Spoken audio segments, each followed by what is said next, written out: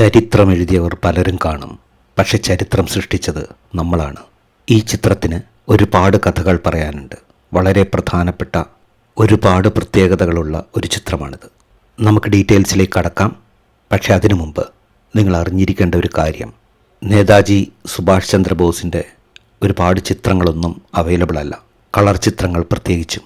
നമ്മുടെ രാജ്യത്തിനു വേണ്ടി സ്വാതന്ത്ര്യത്തിനായിട്ട് ഇത്രയേറെ ത്യാഗം ചെയ്ത വ്യക്തികളിൽ ഒരാൾ നമ്മുടെ എല്ലാവരുടെയും കൺമുന്നിൽ നിന്ന് മാഞ്ഞു പോകുന്നത് കണ്ടപ്പോൾ കിട്ടിയ ഒരു ചിത്രം വളരെയധികം പഴക്കമുള്ള, ക്ലാരിറ്റി നഷ്ടപ്പെട്ട ഒരു ചിത്രമായിരുന്നു.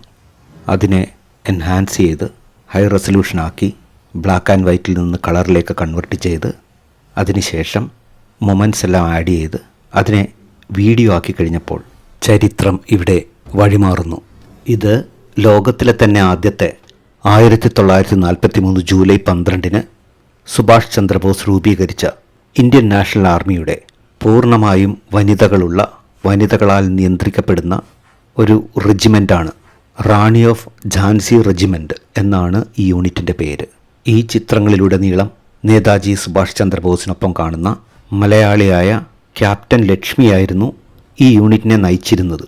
ലോകത്തിലെ ആദ്യത്തെ വനിതാ റെജിമെൻറ്റിനെ നയിച്ചിരുന്നത് ഒരു മലയാളിയായിരുന്നു.